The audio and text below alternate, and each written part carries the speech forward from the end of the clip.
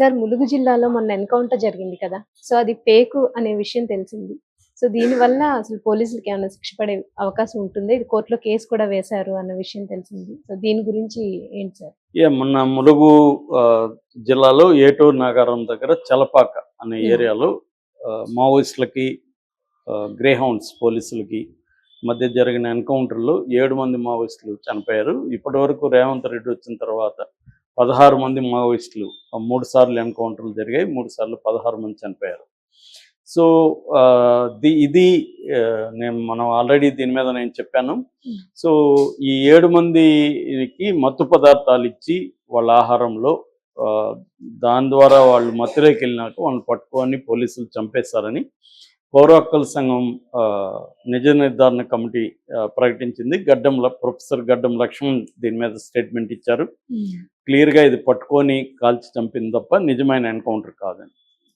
అయితే దాని మీద ఇప్పుడు అందులో మృతుల్లో ఒకరైన మల్లయ్య వాళ్ళ భార్య కాలువల ఐలమ్మ అనే ఆమె హైకోర్టులో లంచ్ మోషన్ పిటిషన్ దాఖలు చేసింది. అందులో ఆమె ఏం చెప్తుందంటే, నా భర్తను చూసుకోవడానికి కూడా వాళ్ళు అనుమతి ఇవ్వలేదు. నేను ఎస్పీకి కూడా లెటర్ రాశాను, కానీ నన్ను పర్మిషన్ ఇవ్వలేదు. ఆ భర్తని చూసుకోవాలి, అట్లాగే ఇది ఫేక్ ఎన్కౌంటర్, దీని మీద విచారణ జరిపించండి అని హైకోర్టులో ఆమె వేసింది. ఆమె తరపున అడ్వకేట్ సురేష్ ఆర్గ్యూ చేశాడు. జస్టిస్ బి విజయసేనారెడ్డి దీని మీద విచారించారు. సో, అటు పబ్లిక్ ప్రాసిక్యూటర్ కూడా, హోమ్ శాఖ పబ్లిక్ ప్రాసిక్యూటర్ కూడా దీని మీద వాదనలు వినిపించారు. సో, ఇక్కడ ఈమె తరపున వాదనలు వినిపించిన సురేష్ ఏం చెప్తున్నా అంటే, ఇది క్లియర్గా ఫేక్ ఎన్కౌంటర్, పట్టుకొని కాల్ చేశారు.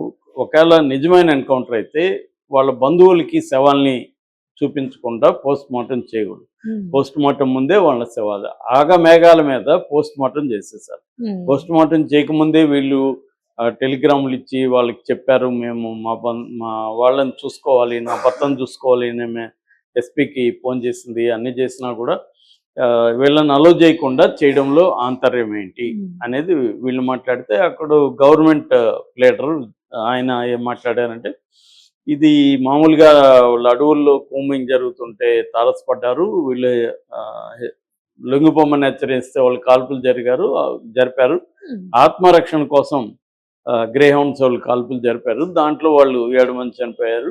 సో, తర్వాత ఎప్పుడైతే ఎన్కౌంటర్ జరిగిందో ఇమ్మీడియట్గా కాకతీయ మెడికల్ కాలేజ్ నుంచి ఒక ఫోరెన్సిక్ టీంని పిలిపించారు. ఆ ఫోరెన్సిక్ టీము వచ్చింది, పోస్ట్ మార్టం చేశారు.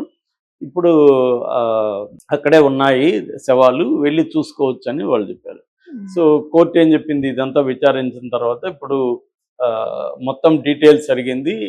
ఎవరెవరు పోస్ట్ మార్టం చేశారో వీడియో తీసారా లేదా, వీడియో ఫుటేజీ ఇవ్వండి, అట్లాగే ఎవరైనా బంధువులు అడిగితే శవాల్ని చూపించండి అనేది చెప్పింది. మంగళవారానికి వాయిదా వేసింది. ఇలాంటి కేసు ఇందులో ఏం జరుగుతుంది అనేది మనం ఖచ్చితంగా చెప్పలేము. నాకు తెలిసి గతంలో ఇలాంటివి చాలా చాలా చాలా జరిగాయి. ఎందుకంటే జనరల్గా 99% ఎన్కౌంటర్లన్నీ కూడా పోలీసులు చేసే ఫేక్ ఎన్కౌంటర్. ఫేక్ అంటే మామూలుగా ఒకే ఒక్క కథ చెప్తుంటారు.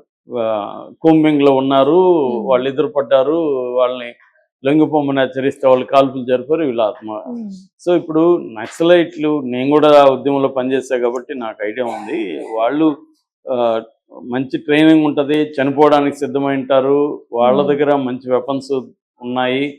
అలాంటప్పుడు ఇరువైపుల గాయాలు కావాలా, యువతలు కూడా చనిపోవాలి నిజమైన ఎన్కౌంటర్ అయితే, అది ఎప్పుడూ జరగదు.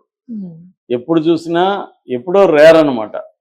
మనకి ఎన్కౌంటర్లు అన్నీ కూడా నక్సలైట్లే చనిపోతుంటారు, వాళ్ళ దగ్గర విప్లవ సాహిత్యం దొరుకుతుంది, తుపాకులు దొరుకుతాయి. ఇదే కథ నేను 30 ఏళ్ళుగా వింటున్నా. సేమ్ స్టోరీ చెప్తారు.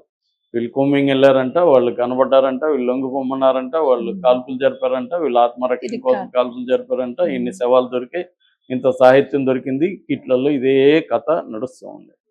ఇక్కడ క్లియర్గా ఏంటంటే, నక్సలైట్లను నెక్స్ట్ 2026 మార్చి లోపల మావోయిస్టులని కంప్లీట్గా నిర్మూలిస్తానని అమిత్ షా ప్రకటించాడు ఈ మధ్యన.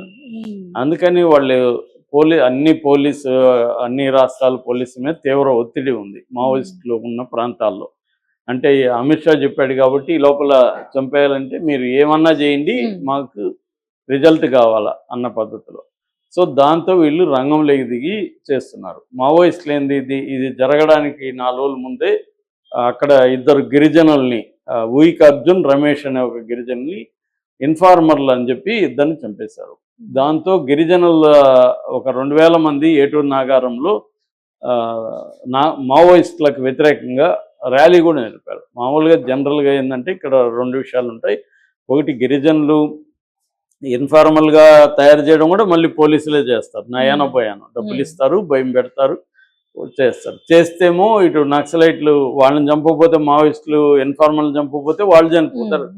కాబట్టి వాళ్ళు ఇన్ఫార్మల్ని చంపాల్సిన అవసరం వాళ్ళకు ఉంటుంది. ఇన్ఫార్మల్ని వాళ్ళు చంపుతారు. చంపితేమో బంధువుల్లోనూ చుట్టుపక్కల వ్యతిరేకత వస్తుంది. ఈ వ్యతిరేకత ఉపయోగించుకొని పోలీసులు పోస్టులు వేయించడం, వీళ్ళ దగ్గర ధర్నాలు చేయించడం అనేది చేస్తారు. ఇది 30 ఏళ్ళుగా ఇదే మోడస్ ఆపరెండి జరుగుతూ ఉంది. ఇది ఎప్పుడూ ఇదే జరుగుతుంది, వేరే ఏమీ లేదు.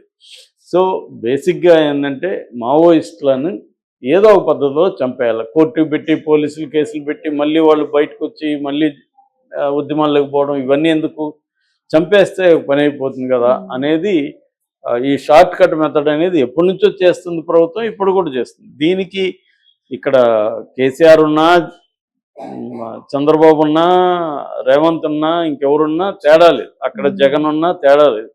ఎందుకంటే ఇది సెంట్రల్ పాలసీ కాబట్టి చీఫ్ మినిస్టర్లు ఈ విషయంలో సెంట్రల్ గవర్నమెంట్ వ్యతిరేకించే పరిస్థితి లేదు, అవసరం కూడా లేదు.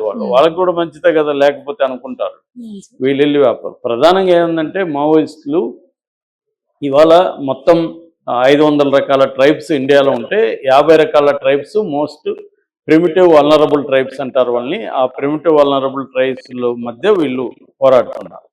అయితే వీళ్ళు అంతా ఎక్కడో అసలు రెవెన్యూ విలేజ్లు కావు.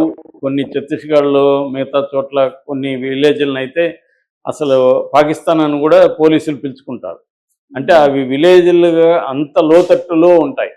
సో అక్కడికి ఎవరు కూడా అధికారులు వెళ్ళరు, అభివృద్ధి ఏముండదు. అలాంటి దగ్గర వీళ్ళు ఉన్నారు. సరే, అలాంటి దగ్గర వీళ్ళు జనతన్ సర్కార్ అని చెప్పి అక్కడ వీళ్ళు ఎక్కువ చేసే కార్యక్రమాలు ఏంటంటే అభివృద్ధి కార్యక్రమాలు, ఎడ్యుకేషన్ ఇవ్వడం. మామూలుగా ఎవరికైనా ఏం ప్రాబ్లమ్స్ ఉంటాయి, లైవ్లీహుడ్ సమస్య అంటే ఆ మధ్య ఫ్రెంచ్ హిస్టోరియన్ 3 రకాల నీడ్స్ని విభజించాడు. మనుషులకి 3 రకాల నీడ్స్ ఉంటాయి. ఒకటి లివింగ్ నీడ్స్, కూడుగూడు గుడ్డ.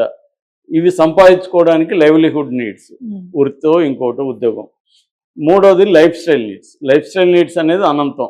అది ఎంతన్నా నీకు ₹1,00,000 కారు ఉంది, ఒక 50 కోట్ల కారు కూడా ఉంది, కాబట్టి దానికి అనంతమైంది. కానీ ఇవి బేసిక్ లివింగ్ నీడ్స్ బేసిక్. ఈ లివింగ్ నీడ్స్ సంబంధించి, లైవ్లీహుడ్ నీడ్స్ సంబంధించి మావోయిస్టులు అక్కడ పనిచేస్తున్నారు.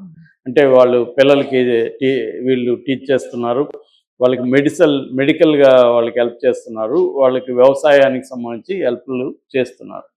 రోడ్లు, ఎలా చెరువులు తవ్వించడం, ఇట్లాంటి గవర్నమెంట్ చేయాలని పని మావోయిస్టులు జనతన్ సర్కార్ పేరుతో చేస్తుంది. దానివల్ల గవర్నమెంట్కి కూడా మంచిదే కదా, ప్రజలకి మేలే కదా మావోయిస్టులు చేస్తున్నారు అనే అభిప్రాయం చాలా మందికి వస్తుంది. కానీ అక్కడ ఏంటంటే మన ఫారెస్ట్లలోనే ఎక్కువ పరిశ్రమలు ఉంటాయి. వెదురు పరిశ్రమ కావచ్చు, మైన్స్ కావచ్చు, ఇలాంటి అనేక పరిశ్రమలు, పెద్ద పెద్ద ఇండస్ట్రీస్ అక్కడే ఉంటాయి. దీని వెనక కార్పొరేషన్స్ ఉంటాయి. వీళ్ళకి మావోయిస్టులతో ఇబ్బంది అక్కడ. సో అందువల్ల మావోయిస్ట్ లేకపోతే వీళ్ళు నీట్గా అక్కడ వ్యాపారం చేసుకోవచ్చు. అందుకని గవర్నమెంట్ మీద ప్రెజర్ వస్తుంది ఆ మావోయిస్టులు క్లియర్ చేయమని. సో మావోయిస్టులు ఇటువంటి ఒక అతిపెద్ద